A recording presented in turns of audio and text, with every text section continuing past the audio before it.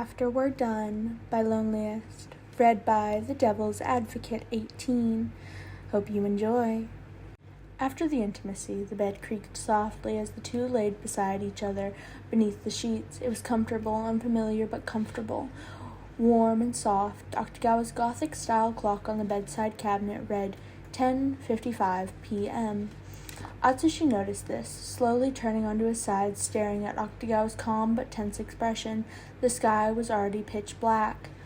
"Akutagawa," he called out to him, his voice hushed and his cheeks still a faint pink color. "Jinko," Akutagawa replied.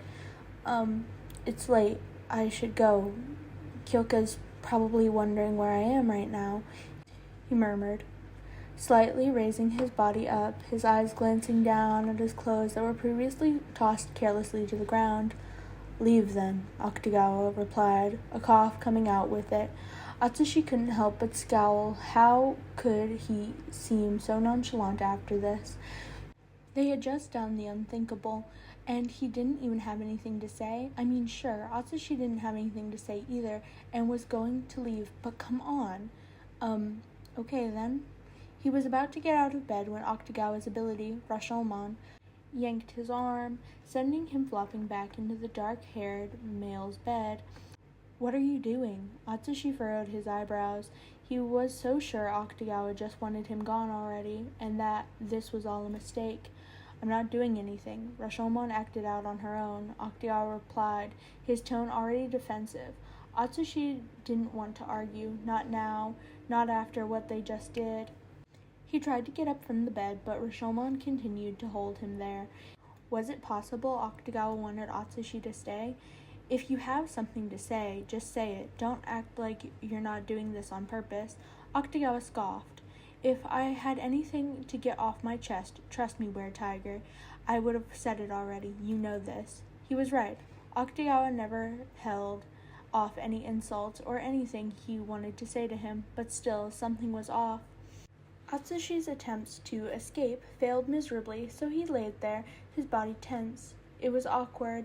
The only thing breaking the silence was Akutagawa's coughs and the two males' soft breathing.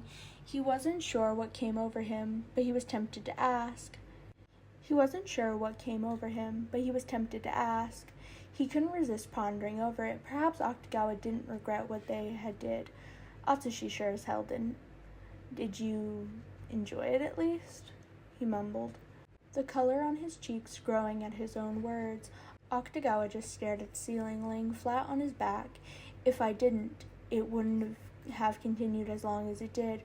Atsushi flushed harder. "It did take up a lot of time." "Right," Atsushi flushed. "How embarrassing." The younger male laid stiff, shivering under the cool sheets. Akutagawa was carelessly taking all the blankets and keeping them for himself. Atsushi couldn't exactly blame him, but that didn't mean it didn't piss him off. Atsushi knew how self-conscious and vulnerable Akutagawa got without his clothes. In all honesty, he was surprised he hadn't already put them on and kicked Atsushi out. "Are you cold, Were-Tiger?" the slightly older male asked, and he was actually concerned for the other whale's being for once. "Since when do you care about other people?" Atsushi raised a brow. "I care as much as I need to. Now, just answer the question." Akutagawa wanted to roll his eyes. "Well, yeah, I'm a bit cold, I guess," he admitted. Akutagawa took initiative, using Rashomon to pull Atsushi closer. To make things weirder, he shared some blankets. They didn't say anything. They only laid closely beside one another, using each other's body heat. Atsushi gulped, confused by the sudden action of affection? He wasn't sure if that was even that. Without even realizing, Atsushi snuggled closer and Akutagawa flinched a little, but quickly kept his composure, settling down again, but not completely. Being this exposed, this vulnerable, he didn't like it, and he could never settle down completely in this situation. It would never be normal, cuddling, something that neither of them ever did, nor ever thought they'd be doing, especially not with each other. They both sighed, Atsushi's hand slowly going to Akutagawa's hair, running his fingers through it gently, but he pulled away when Akutagawa flinched away. "Sorry, was that bad?" He wanted to curl up in a ball and die for such a mistake. It was obvious Akutagawa wasn't used to physical touch and basically anything affectionate. It wasn't bad, I was just caught off guard, he mumbled back, a subtle color growing in his pale cheeks. Does that mean I can do it again? His hair was soft, softer than Atsushi expected it to be. He wanted to feel it again. Don't make me change my mind, Jinko. With that being said, his hands traveled through Akutagawa's dark hair again. He smiled a bit. He always found himself thinking about the fact Akutagawa had white hair tips, while Atsushi had a random black strand of hair. They were matching, or something. This was sweet, strangely sweet, foolishly sentimental. Akutagawa, I think I like you, he foolishly admitted. It was probably wrong on so many levels, considering the two were enemies. But did it really matter? He already slept with him, and Atsushi wasn't the only one sleeping with a Port Mafia member. Is that so? In that case, don't get sappy, or I'll rip your limbs off.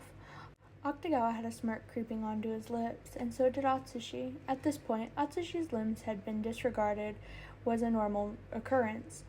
He didn't say it back, but it was fine in the moment, and he was glad to let him know. Despite their everyday banter and the major differences, Atsushi liked him, and that was okay. It was okay for now. This was After We're Done by Loneliest, read by The Devil's Advocate 18. I hope you enjoyed. Until next time.